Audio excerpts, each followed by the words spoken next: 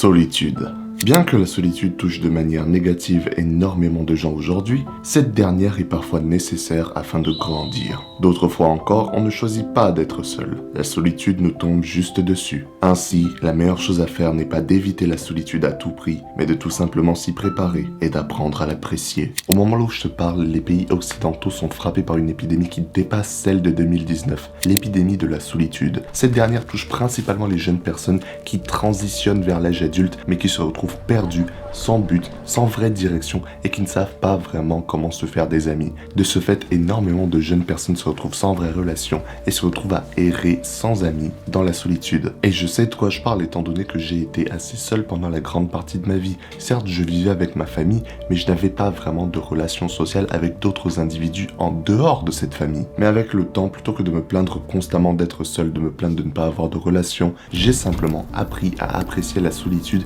et à en faire une arme qui travaille pour moi. Et c'est exactement pour ça que je tourne cette vidéo, parce que je sais que beaucoup de personnes qui regardent ce genre de contenu vont se retrouver seules à un moment ou à un autre dans leur vie, que ce soit volontairement afin d'évoluer ou involontairement à cause de circonstances. Donc la meilleure chose que tu puisses faire dans ce genre de situation, c'est de te préparer à la solitude. La première chose que tu dois retenir afin d'avoir un bon état mental tout en étant seul, c'est qu'il faut prendre soin de ton environnement. Si là tout de suite tu vis seul dans un appartement qui est dégueulasse, sache que ton appartement reflète ton état mental actuel. Donc si tu as envie d'avoir un meilleur état mental et te sentir mieux, commence par prendre soin de ton environnement. Nettoie tout ce qui a besoin d'être nettoyé. Si tu as de la vaisselle à faire, va la faire. Plie tes habits, range ta chambre, fais absolument tout le ménage possible et imaginable. Pourquoi je te dis ça? C'est parce que pendant toute ta vie, tu as appris à traiter les autres bien, c'est-à-dire traiter des invités correctement, mais tu n'as jamais appris à te traiter toi-même comme tu traiterais un invité. Si demain tu dois inviter quelqu'un chez toi, tu vas lui parler bien, tu vas prendre soin de lui, tu vas lui donner de la bonne nourriture et tu vas pas lui dire « Viens, on joue aux jeux vidéo jusqu'à 4h du matin, viens, on dort tard, viens, on mange comme de la merde, viens, on va boire de l'alcool, viens, on va faire des mauvaises activités. » Non, tu traites ton invité de manière correcte. Donc, ce que tu dois faire pour être dans un meilleur état mental en étant seul, c'est que tu dois apprendre à te traiter comme tu traiterais un invité. Parce que concrètement, si tu n'aimes pas être seul avec toi-même, c'est que peut-être tu es de mauvaise compagnie. Donc, apprends à être de bonne compagnie pour toi. Donc, crois-moi, une des meilleures choses que tu pourrais faire là tout de suite, c'est de prendre soin de ton environnement et faire en sorte que ton environnement, il soit impeccable. Parce que ça fera en sorte que ton cerveau soit impeccable aussi.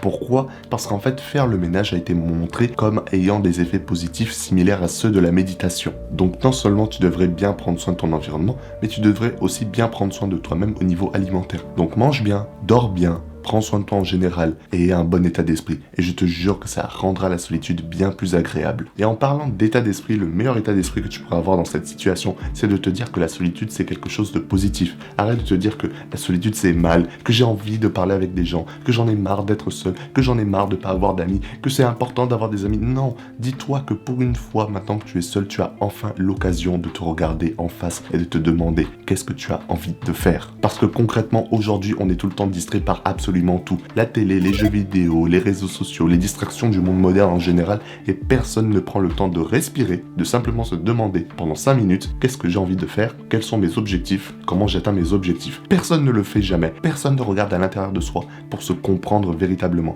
Tu connais peut-être plein de gens dans ta famille, mais concrètement, est-ce que tu te connais toi-même? Si oui, je suis extrêmement fier de toi, ça veut dire que tu as fait le boulot d'introspection. Mais le truc, c'est que la majorité des gens qui regardent ce genre de vidéos n'ont pas fait ce boulot d'introspection. Donc, prends ta solitude comme une occasion pour faire de l'introspection et apprendre à te connaître, apprendre à découvrir tes propres objectifs, ta propre mission. Ça va en faire chier plus d'un, ça va pas être confortable, mais crois-moi, c'est très utile sur le long terme. Enfin, la troisième chose que tu pourrais faire serait de voir la solitude comme le moment où tu peux décider de ta route, tu peux décider du chemin que tu vas entreprendre. Parce qu'en soi, souvent quand on est entouré de plein de gens, on a beaucoup de pression sociale qui nous pousse à faire telle chose ou telle chose. Mais là, tu es seul. Personne n'est là pour te dire quoi faire, personne n'est là pour te dire c'est ce chemin que tu dois prendre. Tu es maître de ta destinée, tu es celui qui décide de quelle route tu vas emprunter. Donc, la solitude en soi, à ce moment-là, ce n'est pas quelque chose de mauvais, c'est quelque chose d'assez bénéfique. Tu peux enfin faire tes propres choix, tu as enfin tes propres responsabilités, et crois-moi, ça forge le caractère. Certains d'entre vous, ça vous fait peur. Certains d'entre vous, vous avez besoin d'avoir les avis des autres afin de faire des décisions. Cependant, il est très important de créer cette force de caractère le plus tôt possible, parce que, à plusieurs moments de ta vie, tu vas être seul. Donc, vois ça plutôt comme l'occasion d'apprendre à faire tes propres décisions, à tracer ta propre route, parce que concrètement, tu n'auras jamais le temps de le faire si tu as constamment des gens dans ta vie qui te disent « Non, en fait, tu devrais penser à faire ça.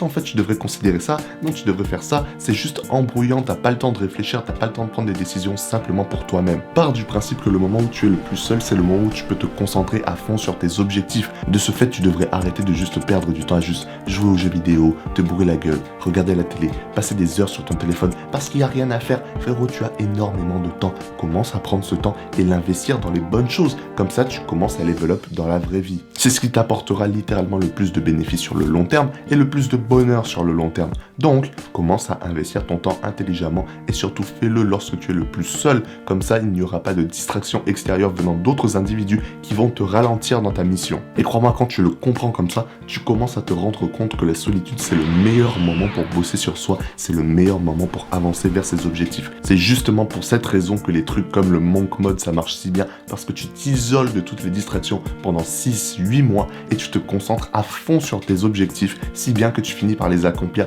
bien plus rapidement que si tu étais resté dans ton cercle d'amis qui ne sont même pas vraiment tes amis à la fin. Bref, lorsque tu auras enfin compris ces états d'esprit et que tu commenceras à prendre soin de ton environnement, que tu commenceras à trouver tes objectifs et que tu commenceras à travailler sur ces objectifs, alors tu n'auras plus aucun problème avec le fait d'être seul. Tu seras même content parfois d'être seul car ça te dégage toutes les distractions de ta vie. Mais en attendant, si tu as aimé cette vidéo, n'hésite pas à check cette vidéo. Je suis sûr qu'elle pourra t'aider. Sur ce, continue d'avancer jusqu'à ce que tes ennemis soient détruits.